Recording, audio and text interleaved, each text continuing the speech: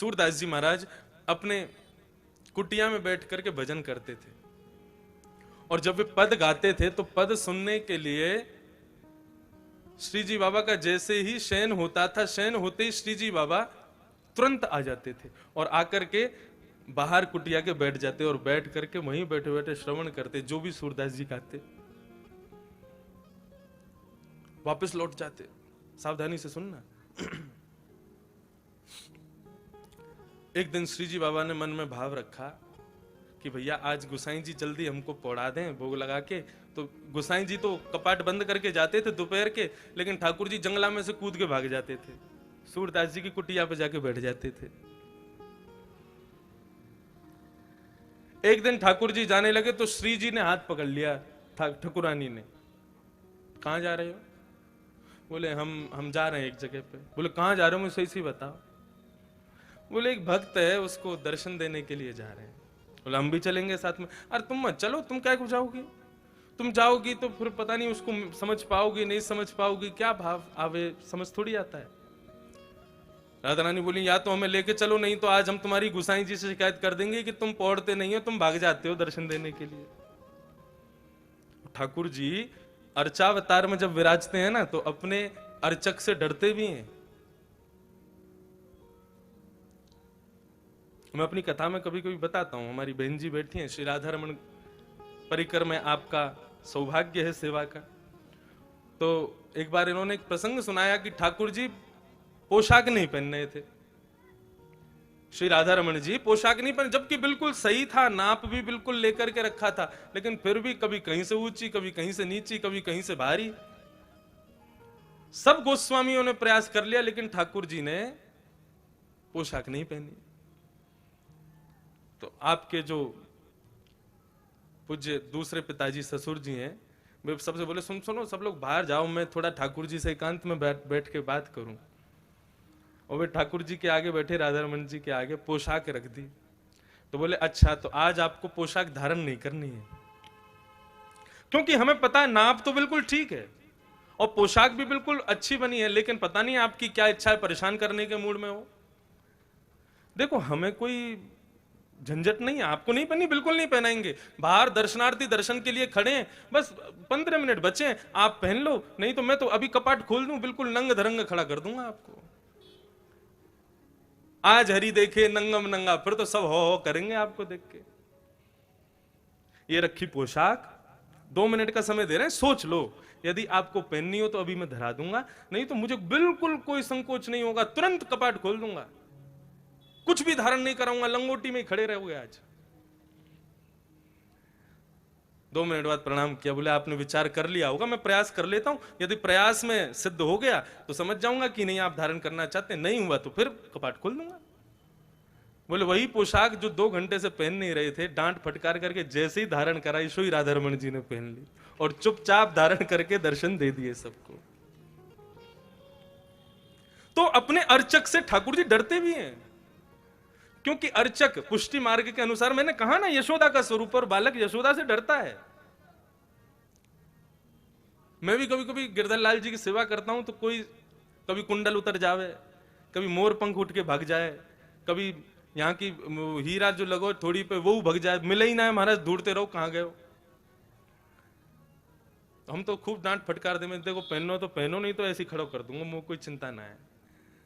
और वास्तव में एक और भाव, ठाकुर जी क्या छोटे से लाला है, और छोटे से बालक को, जैसे अब सर्दी का समय, छोटे छोटे बालकों को मैया टोपा पहनावे, कपड़ा पहनावे, तो कभी कुछ उतार के फेंके, कभी कुछ उतार, वैसे ही लाल जी हैं।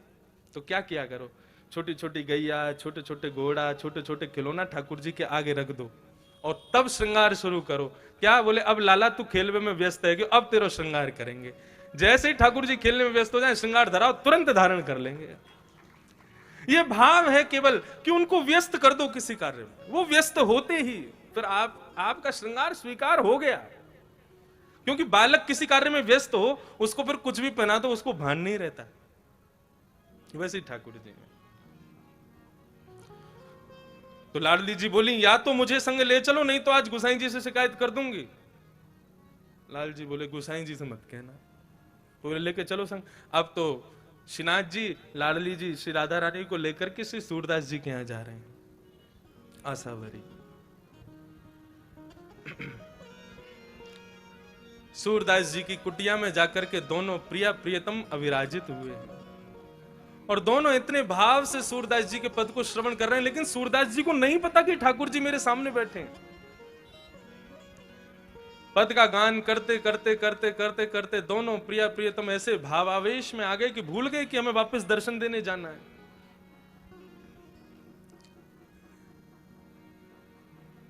जैसे ही सूरदास जी का पद पूर्ण हुआ, किशोरी जी ने और लाल जी ने दोनों ने नेत्र खोल करके देखा सूरदास जी बैठे हैं।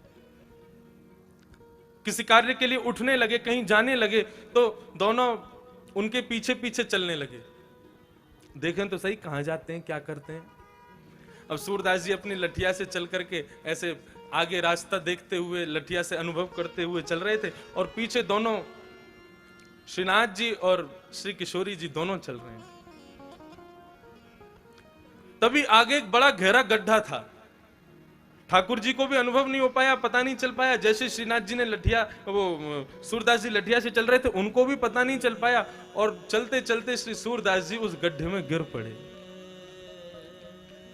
अब जैसे ही गड्ढे में गिरे, ठाकुर जी और लाडली जी ने ऊपर से देखा बड़ा गहरा गड्ढा, ठाकुर और नीचे सूरदास जी पड़े हैं, हाथ छिल गए, पैर छिल गए, सिर में चोट आ गई। ठाकुर जी के नेत्र सजल हो गए।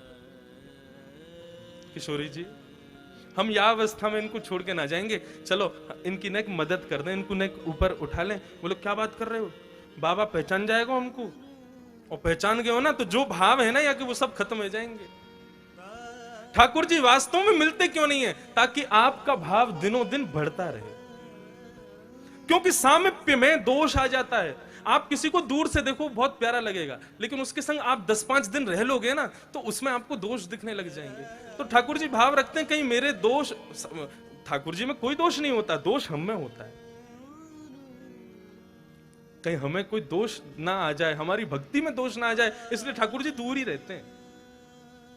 लेकिन लाडली जी कहने लगी ठाकुर जी मत करो। ठाकुर जी बोले नहीं, मैं ऐसे ना देख सकूं सूरदास को।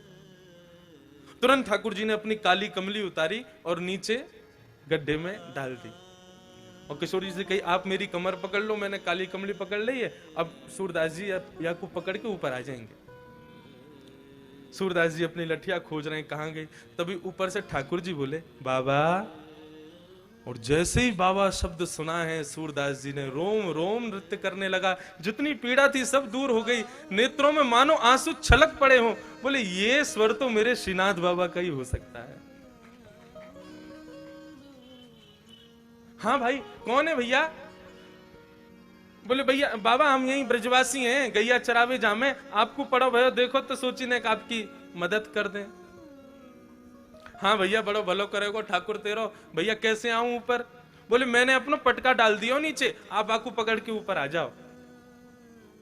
सूरदास जी उस पटके को पकड़ रहे हैं और यहां से लाडली जी ठाकुर जी को खींच रहे हैं, ठाकुर जी सूरदास जी को ऊपर खींच रहे हैं।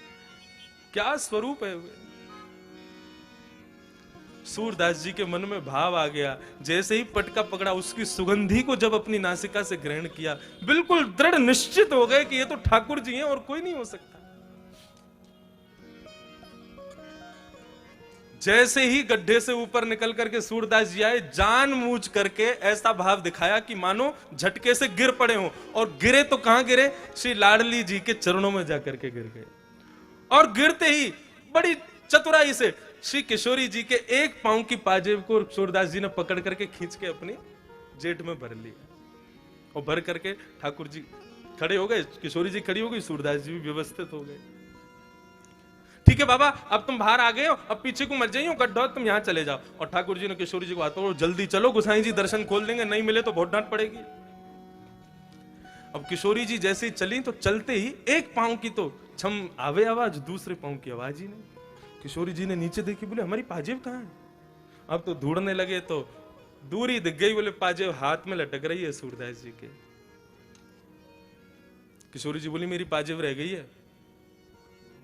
ठाकुर जी बोले दूसरी दिलवा देंगे, चलो वो नामों को तो वही चाहिए जो सूरदास जी पे। बोले तुम फंसवाओगे आज, सूरदास बाबा तो जन कब छोड़ेगा, लेकिन आज गोसाई जी बहुत डांट लगाएंगे। किशोरी जी बोली हमको तो वही पाजेब चाहिए। तो बोले तुम ही लिया। बोले मुंह को डर लगाया बाबा थे, मैं ना जाऊंगी, तुम ही मांगो। लाडली जी तो चाह रही है कि ये कृपा आज कर ही दे इनके ऊपर। ठाकुर जी फिर से गए। बाबा हाँ हाँ भैया बोलो। वो हमारी एक पाजेब आपके पास रह गई है, आप कृपा करके हमको प्रदान कर दो। ठाकुर जी बोले, वो सूरदास जी बोले भैया मैं कैसे मान लूं ये पाजेब तुम्हारी है? अब भैया मैंने तुम्हें दे दी और फिर कोई आयो कि बाबा मैंने तुम्हारी सहायता करी, मेरी पाजेब गिर गई, तो मैं तो झूठो रह जाऊंगा। ठाकुर जी बोले तो आपको पता कैसे चलेगी कि या की दूसरी पाजेब कौन के पास? आप पे आंख तो है ना? बोले आंख ना है लेकिन हाथ तो है ना, अनुभव कर लूंगा मैं। तो बोले क्या करोगे? बोले दूसरी दूसरी पाजेब जो है का है वो मेरे हाथन के आगे आप चरणन में धारण करके ही दे दो, मैं वह पाजेब को हाथ से स्पर्श कर लूंगा, सो दूसरी पाजेब पहना दूंगा। किशोरी जी मुस्कुरा गए, बोले सूरदास जी समझ गए हैं कि ये ठाकुर जी पधारे हैं। ठाकुर जी बोले आओ। अब तो किशोरी जी आगे आई, आगे आकर के खड़ी हुई। सूरदास जी से कही सूरदास जी नीचे बैठो, नीचे देखो, एक पाजेब देख लो और दूसरे पाँव में पहना दो।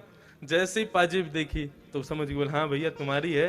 दूसरे पाँव में पाजेब पहना करके श्री किशोरी जी के चरणों से लिपट गए सूरदास जी, अपने नेत्रों के जल से उनके पैरों को धोने लगे।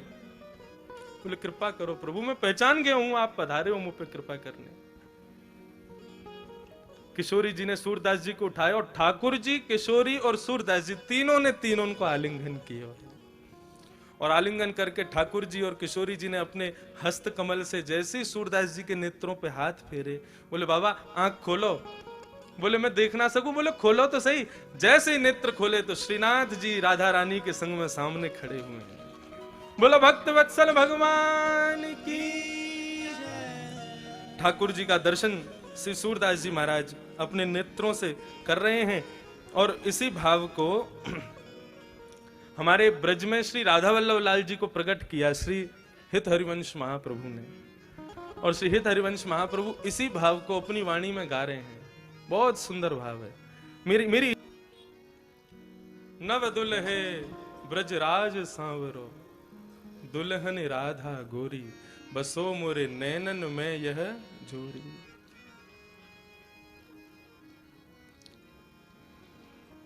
रसिक शिरोमणि श्री हित हरिवंश महाप्रभु एक भाव कहते हैं, सुनिएगा ध्यान से।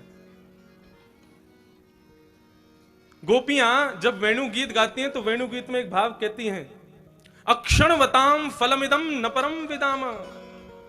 हे प्रभु इन आंखों का धर्म ही केवल आपको देखना है और किसी को देखना नहीं है।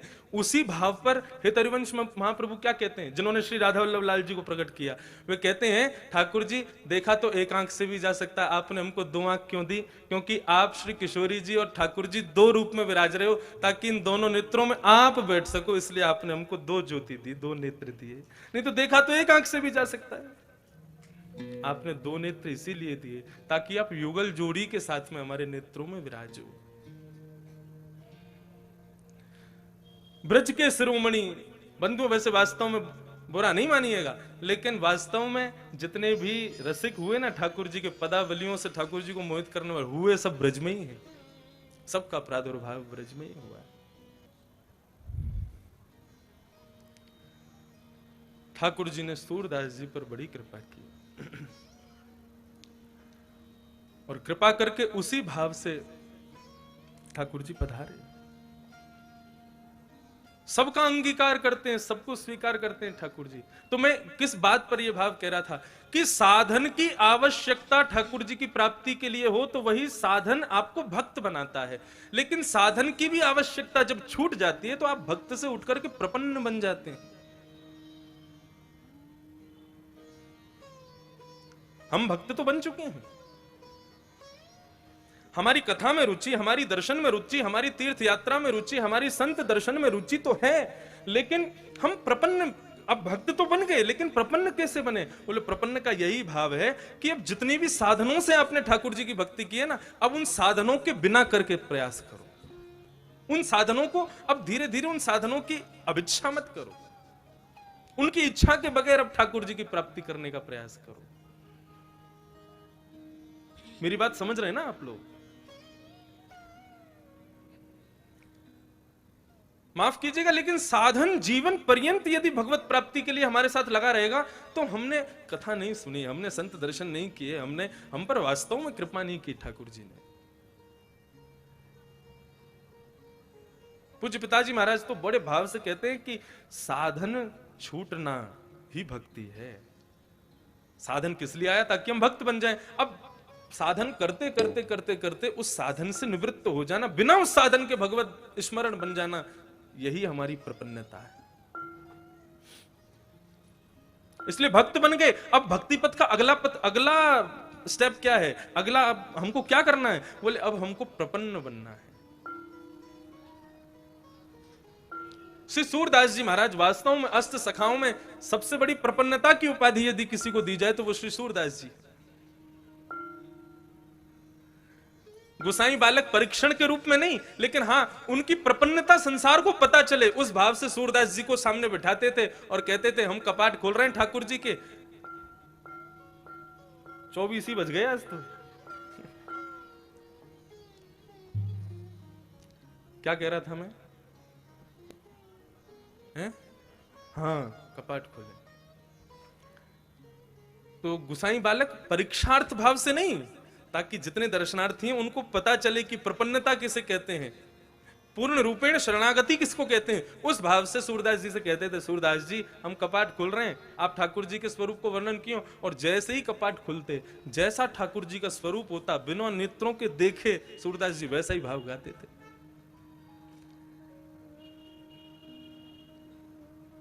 ठाकुर जी की सेवार्थियों के हृदय में प्रश्न नहीं उठा, लेकिन दर्शनार्थियों ने किसी ने कह दिया, बोले कि ये तो ऐसा भी तो हो सकता है कि आप में से ही कोई बता देता हो आज ठाकुर जी लाल घटा में विराज रहे होंगे। आज भी ठाकुर जी के घटा के दर्शन हैं श्रीनाथ जी के। और देखो बड़ी कृपा श्रीनाथ जी की हम पर, आप पर, सब पर हो रही है। मैंने कहा ना, यहाँ तो ठाकुर जी आप सबके लिए विराजते हैं शाम को, बाकी जितने भी संत महापुरुष और कुछ विशिष्ट लोग हैं उनके लिए ठाकुर जी कक्ष में भी दर्शन दे रहे हैं। कल रात्रि में भाव ऐसा भी बन रहा था कि सबके लिए कक्ष में दर्शन कैसे सुलभ कराए जाएं, क्योंकि फिर तो वहां तो जमात बैठ जाएगी पूरी, ठाकुर जी हमारे कोई ले जाएगा उठा के नेक्से से तुम्हें बेचारे। लेकिन कुछ चेष्टा कर रहे हैं कि कक्ष के दर्शन की भी कुछ व्यवस्था बन पाई तो उसका भी प्रयास करेंगे। तो आज हमारे गिरधर लाल जी भी लाल घटा के स्वरूप में विराज रहे थे। तो कोई ऐसा भाव नहीं था कि मंदिर में भी घटा होगी, और किसी को पता भी नहीं होता। आज जैसी लाल घटा पधराई तो एक वैष्णव ने आके बताया, बोले आज श्री जी बाबा भी घटा में बैठ रहे हैं। और ये आज की बात तो चलो ठीक है, कल ठाकुर जी मोती के, सुंदर ठाकुर जी मोती बंगला में बैठ रहे थे हमारे गिरधर लाल जी। तो सुबह में दर्शन करने गया तब बंगला नहीं था, हमारे लाल जी मोती के बंगले में बैठ रहे थे। यहाँ कथा शुरू हो गई तो 11 बजे राजभोग में वहां श्री जी बाबा भी मोती बंगले में बैठे हुए थे। तो यहाँ हमारे वैष्णव कह रहे थे, बोले महाराज जी श्रीनाथ बाबा ने आपके उस उत्सव को अंगीकार कर लिया, स्वीकार कर लिया है। ठाकुर जी स्वीकार्यता इसी प्रकार से व्यक्त कर रहे हैं, जैसे गिरधर लाल जी का श्रृंगार हो रहा है वैसे ही ठाकुर जी का श्रृंगार हो रहा है। बड़ी कृपा श्रीनाथ जी हम सब पर कर रहे हैं। तो साधन की आवश्यकता नहीं, बिना साधन के ठाकुर जी की प्राप्ति, वो उसे कहते हैं प्रपन्नता, वही है श्रेष्ठ भक्ति।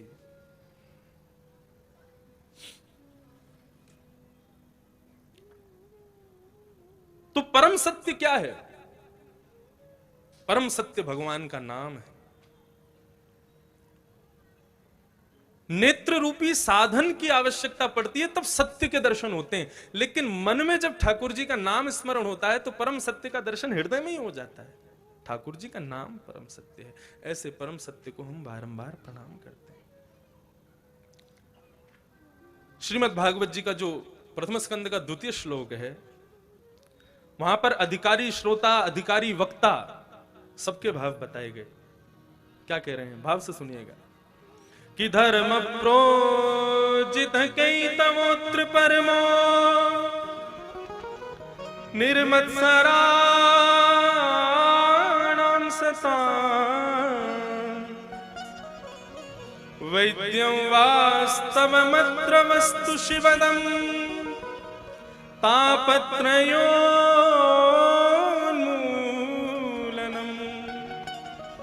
श्रीमद्भागवते महामुनि कृते किंबा परीश्वरः सद्यो हृद्यवरुध्यते त्रिकृतिभिः शुश्रूषुभितक्षणा।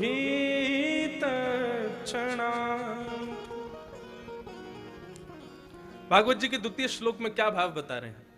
सबसे पहला, भागवत का विषय क्या है? तो धर्म प्रोचित कई तवोत्र परमो निर्मत सराणाम सताम। अपने श्रोता और वक्ता दोनों के हृदय में परम धर्म का बीज बोने का काम श्रीमद् भागवत जी करती है। धर्म और परम धर्म दोनों में भेद होता है। आप अपनी शारीरिक संतुष्टि के लिए, आप अपनी सामाजिक संतुष्टि के लिए, पारिवारिक संतुष्टि के लिए जो कर्म करते हैं, जो कृत्य करते हैं, उसको धर्म कहते हैं। लेकिन जब आत्मसंतुष्टि का जो आप कृत्य करते हैं, उसी को परम धर्म कहते हैं। माफ कीजिएगा, यहां पर अपनी शारीरिक संतुष्टि के लिए कोई नहीं आया है। कोई आया यहां पर? कोई अपनी पारिवारिक संतुष्टि के लिए आया कि चलो भैया कथा में चले आए, तो हमारी दादाजी बेचारे बूढ़े पड़े हैं, उनको बहुत बीमार है, ठीक है जाएंगे कथा सुनवे थे, उस भाव से तो नहीं आए। आप अपनी सामाजिक संतुष्टि के लिए भी यहां पर नहीं आए हो कि भाई समाज बहुत प्रशंसा करेगा, गली मोहल्ले वाले बड़ी प्रशंसा करेंगे। कहां से आए? वो नाथ द्वारा कथा सुन के आए हम लोग। इतनी तुच्छ बात के लिए कोई नहीं आया है। और आजकल बड़े बड़े शहरों में तो दर्शन करना, कथा सुनना, इन सब भावों पर तो महाराज जी लोग कहते हैं कहां गए थे कथा सुनने? अरे क्या कथा सुनते हो, है? क्या रखा है कथा? कहां गए थे? बोले वहां तीर्थ यात्रा गए। अरे कहा तीर्थ यात्रा करने गए थे? लोग तो आजकल उसको बहुत ओल्ड फैशन मानते हैं, कथा सुनना, तीर्थ यात्राचन करना। तो उसके लिए भी कोई नहीं आया है। यहां पर बैठा हुआ चाहे मैं हूं चाहे आप हो, यहाँ शारीरिक संतुष्टि, सामाजिक संतुष्टि और इन सब के लिए हम लोग नहीं आए हैं। उन सब के लिए आप अपने घरों पर रहते हो। यहां पर हम लोग आए हैं अपनी आत्म संतुष्टि के लिए, मन की संतुष्टि के लिए। मन को संतोष हो जाए। मैं अपनी स्थिति बता करके अपने आप को महान बनाने की कोई प्रयास नहीं कर रहा हूं, लेकिन पूरे दिन बस यही लगा रहता है, सुबह कथा भी करनी है, रात को उसके लिए अध्ययन भी करना है, फिर बार बार आऊंगा, आकर के यहाँ देखूंगा यहाँ पर सब ठीक तो है, व्यवस्थित तो है, व्यवस्थित तो है। कल रात में दर्शन भी हुए तो मैं तो वहीं खड़ा था, मुझे नहीं दिख रहा था बंगला कैसा। अब मैं सबसे पूछ रहा था, ठाकुर जी सुंदर लग रहे थे ना? ठाकुर जी देखो सच सच बताना भाई, 500 रुपए दूंगा तुझे, सच बोल कैसे लग रहे थे ठाकुर जी? और सबसे जब सुन रहे थे, अरे बड़े सुंदर लगे, बड़े। तो इतनी, अब ठाकुर जी की सुंदरता में मुझे क्यों प्रसन्नता होगी? लेकिन ठाकुर जी की सुंदरता में हमसे कोई कहे कि भाई तुम बड़े बढ़िया लगते हो, तो ठीक है हम भाव खा जाएंगे, हाँ बढ़िया तो नहीं है हम। लेकिन कोई कह दे आपके ठाकुर जी बड़े सुंदर हैं, तो शारीरिक संतुष्टि नहीं, मानसिक संतुष्टि होती है। जय हो, मेरे लाल जी बहुत सुंदर हैं, बहुत प्यारे हैं। हम आप सब लोग यहां मानसिक संतुष्टि के लिए बैठे। श्रीमद् भागवत यही तो करती है। मैं तो ऐसा समझूंगा कि ये इतना बड़ा उत्सव करना मेरे अकेले की वश की नहीं है। पूर्व पूज्य पिताजी महाराज इस वक्त भारत के सबसे पहले ऐसे वक्ता होंगे जिन्होंने 1300 से ज्यादा भागवत की कथाएं की हैं। 1300 कथा उनकी, और हमने कितनी करी हमने गिनी तो नहीं है, लेकिन 4 साल में जितनी हो गई उतनी कथा हमारी। उन सब का फल आज हमारे परिवार पर हुआ कि ये उत्सव हो रहा है। नहीं, अकेले की बस की नहीं है। श्रीमद् भागवत का धर्म यही कहता है कि धर्म प्रोजित कैत्र वोत्र परमो। व्यक्ति धर्म करते करते करते करते जिस दिन परम धर्म करने लग जाए, उस दिन समझ लेना भागवत जी उस पर प्रसन्न हो रही हैं। अब तक हमने कथा सबको सुनाई, खुद भी अध्ययन किया, सब कुछ किया, लेकिन अब ये कथा जब उत्सव में परिणत हुई है तो उसका भाव तो यही है कि श्री भागवत जी प्रसन्न हो रही हैं, और प्रसन्न होकर के अब धर्म को उन्होंने परम धर्म में व्यतीत कर दिया है। अब यहां शारीरिक सुख की कामना नहीं, अब तो मानसिक सुख की कामना है। हमने तो अपने सब परिकर के लोगों को कह दिया मैंने कि ये कथा के बाद में अब ठाकुर जी का हर कथा में उत्सव करेंगे हम लोग, चाहे एक दिन के लिए सही। हमारे गिरधर लाल जी का हर कथा में उत्सव होगा। जहां जहां कथा होने वाली है आगे सबको कह दो पहले से ही, गिरधर लाल जी सब कथाओं में पहुंचेंगे और एक दिन तो उत्सव स्वीकार करेंगे ही करेंगे। केवल ठाकुर जी का उत्सव नहीं, हमारा जीवन ही उत्सव हो जाए। यही तो अर्चावतार की कृपा है। अर्चावतार आकर के जीवन उत्सव बना देता है। तो भागवत का धर्म क्या है? भागवत का विषय यही है कि आदमी धर्म से उठ करके परम धर्म करे। धर्म वह है जो आप अपने सुख, अपने शारीरिक सुख आदि मैंने सब बताया। और परम धर्म क्या है? मानसिक सुख, आत्म सुख।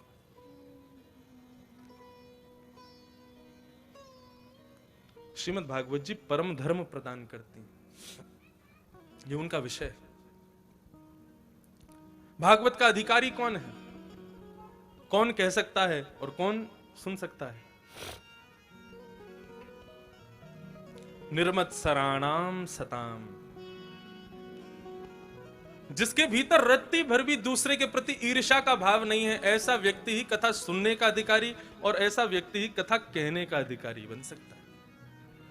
यदि आपके हृदय में जरा भी ये भाव आ गया कि ये आदमी ऐसा है, ये वैसा है, ये है, वो है, तो आप चाह करके भी कथा में बैठ करके भी उसको श्रवण नहीं कर पाएंगे। भागवत का अधिकारी होना चाहिए निर्मत्सर, उसके अंदर किसी भी प्रकार की मात्सर्य दोष ना हो। मात्सर्य दोष से रहित ही वक्ता और श्रोता। वैद्यम वास्तवमत्र वस्तु शिवदम। श्रीमद् भागवत का संबंध क्या है? कथा सुनने के बाद होता क्या है? बोले वास्तव में जो संबंध बनाने योग्य श्री ठाकुर जी हैं, श्रीमद् भागवत जी हमारा उनके साथ संबंध करा देती है। किसी व्यक्ति को श्रीनाथ जी का दर्शन कराओ और ऐसे व्यक्ति को दर्शन कराओ जिसने कभी किए ना हो, वो श्रीनाथ जी का दर्शन करके आ जाएगा। अच्छा देखो, कल भी ऐसा ही हुआ। कल कई लोग सुबह मंगला के दर्शन करके आए, ग्वाल के दर्शन करके आए, श्रृंगार के दर्शन करके आए, उसके बाद कथा में बैठे। मुझे आकर के बताया कि हम दर्शन करके आए। मैंने कहा अच्छा चलो अब कथा में चलो। कथा में आके बैठे। कथा में कल जब हमने वो वाला भाव बताया कि ये उठी हुई भुजा जो है ये श्री जी का स्वरूप है, और जो कमर पे जो ठाकुर जी ने अपना हाथ रखा है ये श्री बालकृष्ण प्रभु का स्वरूप है, और ये रास में दोनों एक हुए तब श्री जी बाबा प्रकट हुए। इस भाव को जब बताया तो शाम को कई लोग दर्शन करने गए, वो आके मुझसे बोले महाराज जी आज तो सच में ऐसा ही लग रहा था कि ये श्री जी हैं और ये ठाकुर जी हैं। तो श्रीमद् भागवत का यही विषय है क्या कि वास्तव में ठाकुर जी के वैद्यम वास्तव मत्र वस्तु शिवदम, श्रीमद् भागवत वास्तविक स्वरूप का दर्शन कराती है ठाकुर जी के। मत्र वस्तु शिवदम, शिवदम यानी कल्याणकारी दर्शन भागवत के द्वारा ही मिलेगा आपको। श्रीमद् भागवते महामुनि कृते किंबा परैरीश्वरः सद्यो हृदयवरुध्यते प्रकृतिभिः शुश्रूषुभितक्षणा। श्रीमद् भागवत कैसी कृपा करती हैं? बोले एक बार जो व्यक्ति इनको श्रवण कर लेता है, वो उसके हृदय में श्रवण करने के बाद जब जब वो नेत्र बंद करे, जब जब वो स्मरण करे, तब तब उसके हृदय में श्री जी बाबा प्रकट हो जाते हैं। ये भागवत की कृपा है। कई लोगों को मैंने देखा है वो कथा सुनते हैं तो नेत्र बंद करके, मतलब ये नहीं कि वो सो रहे हैं, वो नेत्र बंद करके जो जो कथा सुनाई जा रही है उसका हृदय में चिंतन करते हैं और हृदय में ही एक स्वरूप बना लेते हैं, हृदय में दर्शन करते हैं। ठाकुर जी के वास्तविक स्वरूप का दर्शन कराती है श्रीमद् भागवत। ऐसे श्रीमद् भागवत को हम बारंबार प्रणाम करते हैं। बंधुओं, भागवत के बगैर भगवत प्राप्ति श्रेष्ठ प्राप्ति नहीं है। भागवत का मतलब क्या है? सत्संग के बगैर भगवत प्राप्ति उच्चतम श्रेष्ठ प्राप्ति नहीं है। क्योंकि सत्संग जब तक नहीं आएगा जीवन में, तब तक आपसे कोई ना कोई अपराध बनता रहेगा ठाकुर जी के लिए। कल मैंने एक अपराध बताया था, उस अपराध का नाम बताया था कि ठाकुर जी के श्री स्वरूप को मूर्ति समझना, यह भक्त का पहला अपराध है। केवल एक पाषाण समझना ये भक्त का पहला अपराध है। और दूसरा अपराध क्या है? भगवान कहते हैं पहले अपराध से तो भक्त बच जाएगा। ठीक है, मुझे मूर्ति समझ ले, इस बात को तो मैं भूल जाऊंगा, लेकिन दूसरा अपराध क्या है? भगवत भक्त अपमान अपराध। भगवान के किसी भक्त का अपमान कर देना। भगवान कह रहे हैं उस अपराध से मैं भी उसको कभी नहीं बचाता। भगवान कह रहे हैं मुझे एक बार को पाषाण मान करके तुमने सेवा कर दी, मैं स्वीकार कर लूंगा, लेकिन यदि मेरे किसी अनन्य भक्त का तुमने अपराध कर दिया तो मैं चाकर के भी तुमको दर्शन नहीं दूंगा। वृंदावन के एक संत, वे एक बहुत बड़े व्यापारी थे, सावधानी से सुनिएगा। लेकिन वृंदावन आकर के कथा भागवत श्रवण करने के बाद में ऐसा संतत्व जीवन में आया कि सब परित्याग करके उन्होंने संन्यास ग्रहण कर लिया।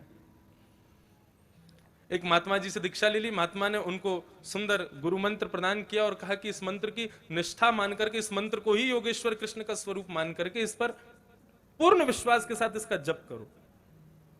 ठीक है। और जैसी गुरु जी की आज्ञा थी, पहले जमुना स्नान, फिर रज को माथे से लगा करके, रज को अपने 12 अंगों में लगा करके फिर मंत्र का स्मरण करना। बोले ठीक है, सावधानी से सुनना।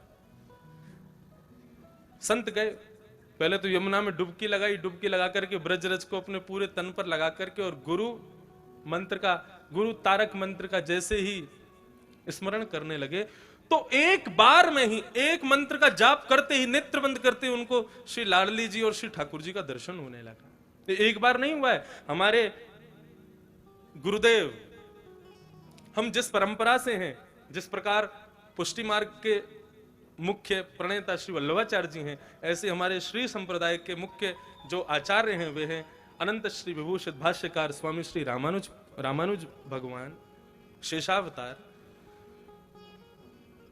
जब उनको गुरु जी ने अष्टाक्षर मंत्र दिया हमारे श्री वैष्णव संप्रदाय का, तो गुरु मंत्र का पहला जाप करते ही शंख चक्र गदा पद्म धारण करके नारायण प्रकट हो गए और उनको दर्शन दे दिया। भक्तमाल में वर्णन है कि गुरु मंत्र का, वैसे तो शास्त्राज्ञा करते हैं गुरु मंत्र किसी को सुनाना नहीं चाहिए, लेकिन जैसे ही श्री रामानुजाचार्य जी ने पहला अष्टाक्षर मंत्र गाया और पहला मंत्र का उद्बोधन करते ही नारायण प्रकट हो गए, तो उनको प्रणाम करना भी भूल गए। क्या किया? बोले गोपुर है आरूढ़ उच्च स्वर मंत्र उच्चारो। हमारे श्री वैष्णव संप्रदाय में जो दक्षिण में मंदिर होते हैं उनके बड़े ऊंचे ऊंचे गोपुर होते हैं। आप लोग तिरुपति जाओ, श्रीरंगम जाओ, श्रीरंगम का गोपुर तो महाराज किलोमीटरों दूर से दिखाई देता है। तो जैसे ही रामानुजाचार्य भगवान ने श्री नारायण प्रभु के दर्शन किए तो प्रणाम भी नहीं किया, दौड़े हैं और सीधे गोपुर के ऊपर खड़े होकर के अष्टाक्षर मंत्र को जोर जोर से चिल्लाने लगे, गाने लगे। आचार्यों ने कहा, बोले अपराध कर रहे हो, गुरु मंत्र को खुले में गा रहे हो। तो रामानुजाचार्य जी कह रहे हैं जिस मंत्र का एक बार उच्चारण करने से नारायण दर्शन दे दे, ऐसे मंत्र को गुप्त नहीं रखूंगा मैं तो सबको सुना दूंगा ताकि सबको दर्शन हो जाए। कैसा भाव रामानुजाचार्य जी का। अभी दिसंबर में पूज्य मलुक पीठ वाले महाराज जी ने भक्तमाल की कथा अपने निवास पर गुरुदेव के स्मृति में की, तब उन्होंने श्री रामानुजाचार्य जी के प्रसंग में यह भाव सुनाया। मन को इतना भाया कि आज तक कम से कम नहीं तो ज्यादा से ज्यादा नहीं तो 10-12 हजार मालाएं तो अष्टाक्षर मंत्र की कर ली होंगी, लेकिन हमको दर्शन नहीं हुए। तो वे क्या कह रहे हैं? बोले कि इतने विश्वास से गुरु मंत्र का उन्होंने उच्चारण किया कि नारायण एक बार में ही प्रकट हो गए। गुरु मंत्र में इतनी सामर्थ्य। तो वृंदावन के उस भक्त को गुरु तारक मंत्र दिया, वो कहा इसका जाप करो। यमुना जी स्नान करके ब्रजरज तन से लपेट करके जैसे ही वे आंख बंद मूंद करके बैठे तो श्री लाडली जी और किशोरी जी और लाल जी दोनों प्रकट हो गए और दोनों दर्शन देने लगे। और केवल दर्शन नहीं, लीला का दर्शन कराते थे उनको, और वो बैठे बैठे वहीं पर लीला का दर्शन करते थे। आज ठाकुर जी मान कर गए हैं, आज ठकुरानी मान कर गए हैं, यहां ठाकुर जी ठकुरानी को मना रहे हैं, आज ठाकुर जी को ठकुरानी मना रहे, ऐसा दर्शन उनको होता। एक बार कोई विचित्र लीला ठाकुर जी दिखा रहे थे, उसमें ऐसी लीला हुई कि उस संत को बहुत जोर से हंसी आ गई, और जैसे उसको हंसी आई इतने में ही सामने से कोई भगवान का भक्त था, लेकिन अपंग था, उसका एक पैर नहीं था, वो वहां से जा रहा था। अब जैसे ही उसका वहां आना हुआ, इनका जोर से हंसना हुआ, इसकी हंसी को सुनकर के उन्होंने विचार किया कि मेरे इस दुर्बलता पर ये हंस रहे, मेरी अपंगता पर हंस रहे। और इस बात का विचार करके वो बड़े दुखी हो गए। जैसे ही उनके हृदय में दुख आया, इनके नेत्रों में ठाकुर ठकुरानी का जो दर्शन हो रहा था वो अंतर ध्यान हो गया। इन्होंने नेत्र खुले पुनः यमुना जल से अपना मुख धोया, पुनः ब्रजरज लपेट के फिर से गुरु तारक मंत्र का उच्चारण किया, लेकिन अब ठाकुर जी बुलाने से भी नहीं आ रहे। बार बार अदृश्य अदृश्य अदृश्य हो रहे हैं। दौड़े अपने गुरुदेव के पास और जाकर के चरण पकड़ लिए, रुदन करने लगे, बोले जय जय मुझसे कोई बहुत बड़ी भूल हो गई, ठाकुर जी का दर्शन नहीं हो रहा मेरे को, मैं कैसे जीऊंगा उनके दर्शन के बिना। उन्होंने पूरा पूछा, क्या हुआ तुमसे, कोई अपराध तो नहीं हो गया? बोले मैं अपराध कहां कर सकता हूं प्रभु। बोले सच सच बताओ, जब तुमने नेत्र खोले, ठाकुर जी का दर्शन अंतर ध्यान हुआ, नेत्र खोलती आसपास क्या वातावरण था? बोले वातावरण तो कुछ नहीं था, लेकिन हाँ एक थोड़ी सी दूर पर मैंने एक महात्मा को जाते हुए, भक्त को जाते हुए देखा। बोले वो भक्त कैसा था? बोले एक पांव नहीं था उनका। गुरु समझ गए। बोले देखो तुमने तो भाव से ही अपने भाव को स्थापित किया होगा, लेकिन उनको ऐसा लग गया कि तुम जो हंसे हो वो उनकी अपंगता पर हंसे हो। और बेटा भगवत अपराध से तो मुक्त हो जाओगे, लेकिन भगवत भक्त अपराध से भगवान कभी मुक्त नहीं करते। अपना मान टले टल जाए पर भक्त का मान न टलते देखा। गुरुजी आज्ञा करो, मैं क्या करूं? बोले वृंदावन में जितने भी साधक महापुरुष हैं सबका भंडारा कराओ और सबको दक्षिणा दे करके, सबके चरणों में दंडवत प्रणाम करके सबसे क्षमा मांगो। जिससे तुमने अपराध नहीं भी किया उससे भी क्षमा मांगो। क्षमा में इतनी सामर्थ है कि ठाकुर जी पुनः प्रकट होकर दर्शन दे देंगे। उन्होंने वही किया, सबको प्रणाम किया, सबको। बंधुओं क्षमा, हमारे पूज्य नाना जी क्षमा का इतना सुंदर भाव बताते थे। वे एक बार मुझे बता रहे थे, बोले लाला जब नाना जी विद्यालय में पढ़ते थे तो बता रहे थे, बोले मैं छोटा सा था और नाना जी की माता जी, हमारी पर नानी हुई नाना की माता जी, तो पर नानी ऐसी कुछ भाव रहा होगा। तो नाना जी की माता जी बीमार हो गई, तो नाना जी के मामा जी ने आकर के गुरुदेव को बताया, बोले कि एक किशन लाल की माता जी बीमार हो गई हैं गुरुजी, लेकिन हम पर इतना धन नहीं है, क्या करें कैसे करें, आप बस प्रार्थना करो ठाकुर जी से वो जल्दी स्वस्थ हो जाएं। नाना जी बोले लाला मैं इतना विचलित है गयो, इतना दुखी है गयो कि क्या करूं। तभी बोले हमारे गुरुकुल में एक संत रहते थे, उनके चरणों में जाकर के मैंने प्रणाम करके ये भाव बताया। तो उन संत ने कहा, परमहंस जी, उन्होंने कहा कि बेटा एक काम करो, जितने भी विद्यालय में बच्चे हैं, जितने भी विद्यालय में प्राचार्य आचार्य हैं, जितने भी विद्यालय में कार्यकर्ता हैं, रोज सुबह दोपहर शाम सबको दंडवत लेट करके प्रणाम किया करो। वो गुरुजी सबको प्रणाम करना है? बोले हाँ सबको करो। तो हमारे नाना जी बोले प्राचार्यों को कर लेंगे, कार्यकर्ताओं को कर लेंगे, लेकिन इन बालकों को करने में शर्म आएगी हमको, ये तो हमारे संग पढ़ते हैं। और गुरुजी इनमें से कई तो ऐसे जिनसे हमारी एक आंख नहीं बनती, उनको क्या करें? गुरुजी बोले उनको तो और ज्यादा श्रद्धा से प्रणाम करना, हमने आज्ञा कर दी, अब ये काम शुरू कर दो। नाना जी बताते, बोले मैं सबको प्रणाम करता, जिनसे मेरी बनती नहीं थी ना उनको मुंह फेर के प्रणाम करता, लेकिन करता जरूर था। हाँ कल मेरी गुरुजी से शिकायत कर दी याने यहाँ से कैसे बन जाएगी, लेकिन फिर भी बोले मैं उसके पास जाता, पांव छू करके लेट करके प्रणाम करता, और वो मजाक उड़ाता, हाँ ये हुई ना बात, ऐसे ही लेट के प्रणाम किया करो। वो मुझे और चेताते थे, लेकिन एक संत की आज्ञा होगी, मैंने प्रणाम छोड़ा नहीं, सबको प्रणाम करता, लेट लेट के प्रणाम करता।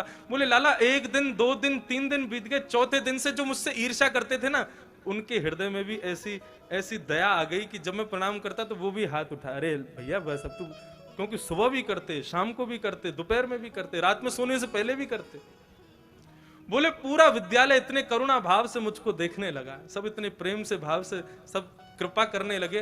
बोले 4 दिन बाद हमारे मामा लौट के आए और गुरुजी से बोले, गुरुजी आपने बड़ी कृपा की, आपने प्रार्थना की, ठाकुर जी ने सुन ली, किशन लाल की माता जी अब बिल्कुल स्वस्थ हो गई हैं, बिल्कुल ठीक हैं, अब कोई दिक्कत नहीं है। तो नाना जी कहते कि क्षमा में इतनी सामर्थ्य है, उन लोगों ने मुझे क्षमा कर दिया और मेरे प्रणाम करने से मैंने उनको क्षमा कर दिया। क्षमा के भाव से इतना बड़ा प्रभाव। क्षमा बड़े को चाहिए। धर्म के 10 लक्षणों में एक लक्षण है क्षमा, जो हम कभी नहीं करते। संत ने आज्ञा कर दी, बोले सबसे जाकर के प्रार्थना करो, सब साधक तुम्हें क्षमा कर दें तो ठाकुर जी पुनः दर्शन देंगे। उन संत ने सबको प्रणाम किया, सबको दक्षिणा दी, सबके चरणों में लेट करके क्षमा मांगने लगे। सब कहते अरे भैया तेरा अपराध नहीं है, तू क्षमा क्यों मांग रहा? बोले नहीं, मैंने बहुत बड़ा अपराध कर दिया है। सबको प्रणाम करते करते उनमें से वे महात्मा जिनका एक अंग नहीं था वे भी बैठे थे, उनके चरणों में प्रणाम करके क्षमा मांगने लगे। बोले प्रभु मुझे क्षमा कर दो। संत ने हाथ रख दिया, बोले कोई बात नहीं। क्षमा जैसे ही किया, दौड़ करके गए यमुना जी में डुबकी लगा करके, जैसे ही ब्रजरज को तन पर लपेटा और नेत्र बंद करके गुरु तारक मंत्र का उच्चारण करते ही लाडली और लालजी पुनः प्रकट होकर के उनको दर्शन देने लगे। ये क्षमा में सामर्थ्य है। यदि आपके समस्त शत्रु आपको क्षमा कर देना, उसी दिन से आपके भीतर भगवत तत्व प्रारंभ हो जाएगा। हमारे भीतर ठाकुर जी प्रकट हो जाएंगे।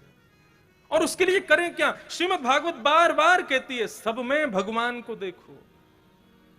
ईश्वरः सर्वभूतानाम। आपने श्रीनाथ जी में अंदर खूब बढ़िया सेवा कर दी, खूब बढ़िया प्रणाम किया, खूब बढ़िया से ठाकुर जी का दर्शन किया, लेकिन बाहर आकर के किसी दीनहीन व्यक्ति का तिरस्कार कर दिया, तो माफ कीजिए, श्रीनाथ जी के नेत्रों से दर्शन हो गए होंगे, लेकिन भाव से कभी दर्शन नहीं हो पाएंगे।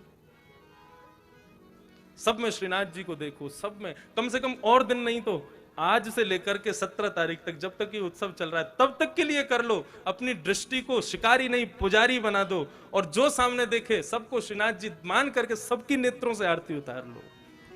क्या पता इन्हीं रसाला चौक आदि के इन गलियों में भ्रमण करते करते आपको श्री जी बाबा कहीं खड़े हुए दिखाई दे जाएं, कहीं दर्शन दे जाएं।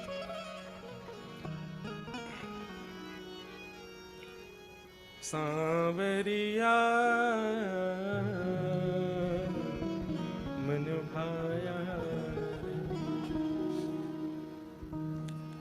मेरो मन गिरधर छवि पे अटक गया। देश में ढूंढा विदेश में ढूंढा, अंत का अंत न पाया रे, सांवरिया मन भाया रे।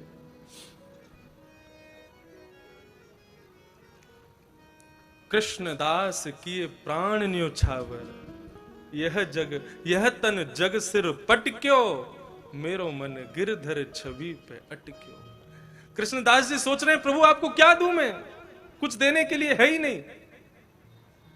तो कृष्णदास की प्राण न्योछावर, प्रभु इस संसार में सबसे मूल्यवान यदि कोई है तो मनुष्य के प्राण हैं। मैं आपको अत्यंत मूल्यवान अपने प्राण न्योछावर करता हूं प्रभु, ये रख लो हमारे। मेरो मन गिरधर छवि पे अटके। इस कथा का यही भाव। कहा मैं वृंदावन निवासी, और मेरा पूरा परिवार जानता है, सब बहनें जानती हैं, दिन रात राधा रमण राधा रमण राधा रमण राधा रमण राधा रमण, बस यही। कहीं कथा में जाएं तो राधा रमण, वृंदावन रहें तो राधा रमण, कुछ करें तो राधा रमण।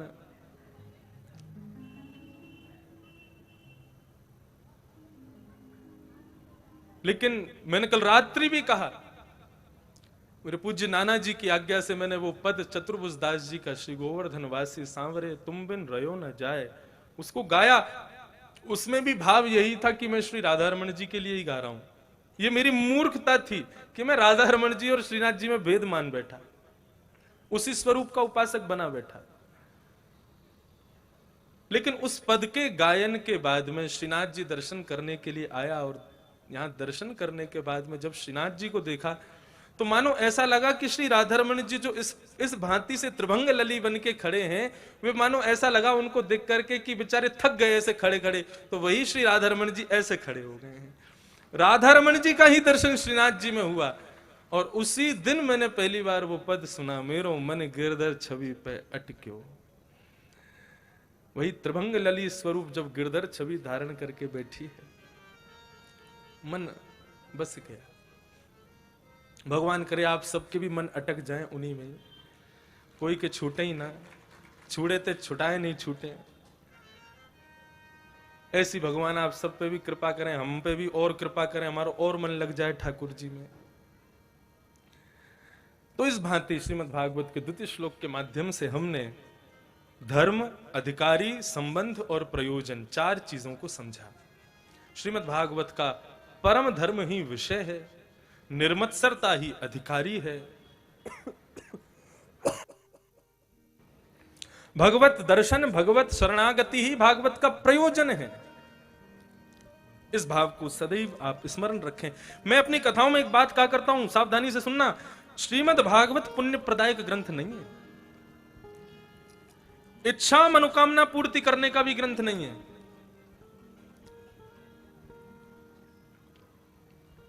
अगले श्लोक में क्या कह रहे हैं?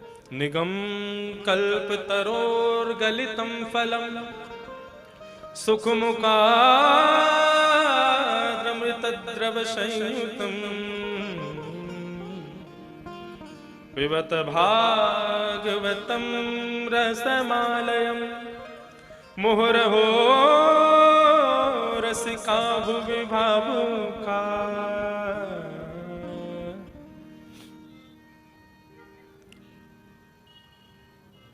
निगम कहते हैं वेद को। निगम कल्प तरोर गलितम फलम सुकुमुकाद अमृत द्रव संयुतम। वेद रूपी कल्प वृक्ष का जो पका हुआ फल है वही है श्रीमद् भागवत। अब देखो, कल्प वृक्ष का मतलब क्या होता है? कल्प वृक्ष का मतलब होता है उस कल्प वृक्ष के नीचे बैठ के जो कल्पना करोगे वो आपको मिल जाएगा। भागवत के पंडाल लगने के बाद में, इस पंडाल में जब तक भागवत जी अविराजित नहीं होती तब तक ये साधारण पंडाल है, लेकिन भागवत जी के विराजमान होते ही ये कल्प वृक्ष है। और इस कल्प वृक्ष के नीचे बैठ के जो चिंतन किया जाए वो प्राप्त होता ही है। लेकिन स्वर्ग के कल्प वृक्ष और भागवत के कल्प वृक्ष में एक भेद है, सावधानी से सुनिएगा। स्वर्ग का कल्प वृक्ष कैसा? जो मांगो उसे दे देगा। कल्प वृक्ष का मतलब है कल्पना जो करोगे वो आपको मिल जाएगा। बड़ी कृपा, आज नवनीत प्रिया जी भी पधारे कथा में।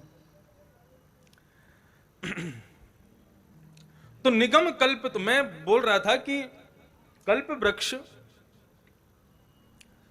स्वर्ग का अलग है और श्रीमद् भागवत का कल्प वृक्ष अलग है।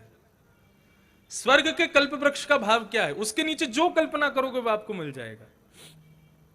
तो एक व्यक्ति गया स्वर्ग में और स्वर्ग में विचार करने लगा, भाई बड़ी तेज भूख लगी है, भोजन सामग्री मिल जाए। अब कल्पना करते ही सोई महाराज 56 भोग प्रकट हो गए, खाने लगा।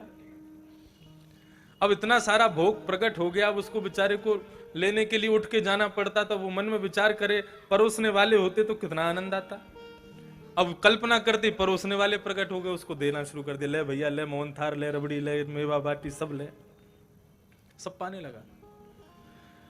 पाते पाते अब उसके मन में अब मेरा पेट ही ना भरे, ऐसी कृपा कर दो। अब उसका वो कितना भी खावे उसकी भूखी तृष्णा ही नष्ट ना हो। कल्पना खाता जावे खाता जावे खाता जावे। और उसके खाते खाते मन में क्या हुआ, थक गया मुंह खाते खाते।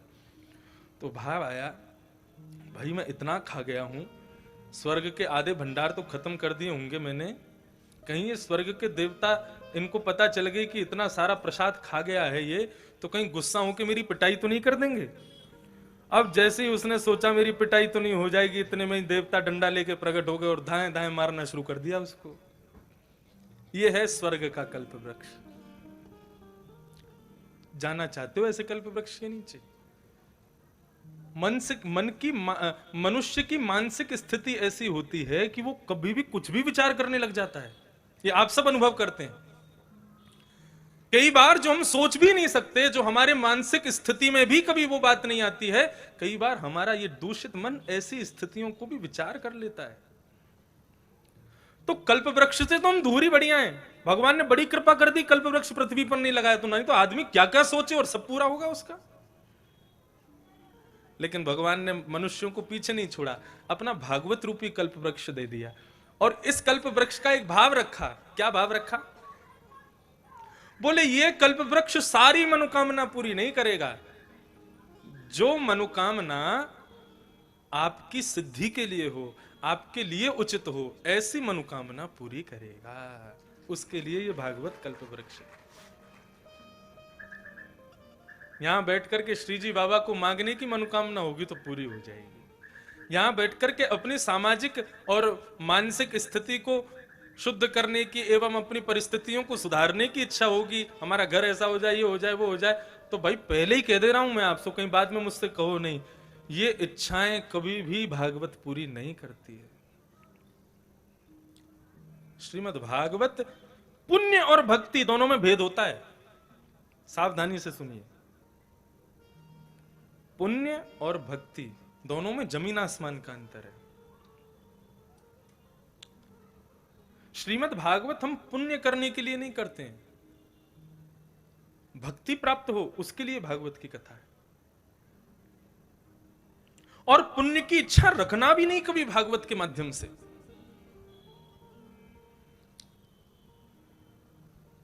पुण्य का मतलब क्या है? जिस प्रकार आप पुण्य कमाया जाता है, कहते हैं ना पुण्य कमाओ पुण्य कमाओ पुण्य कमाओ। मैं सच बताते हैं, हम कई लोग कहते हैं आसन के नीचे जल छोड़ दो, आंखों से लगा लो। उसका तात्पर्य क्या होता है? आपने जो भी पुण्य किया आसन पर बैठ करके, यदि आपने उसका जल आंखों से लगा लिया शम शक्राय नमः कह करके, तो आपका पुण्य इंद्र नहीं ले जाएगा, नहीं तो आपने जो भी किया वो पुण्य इंद्र ले जाएगा। लेकिन पुण्य लेके कब जाएगा? जब मन में पहले से विचार करके बैठोगे कि मैं पुण्य कर रहा हूं। अरे भगवान का नाम गाना कोई पुण्य थोड़ी ही है। आप उसके बदले सुख ऐश्वर्य की इच्छा कर भी कैसे सकते हो?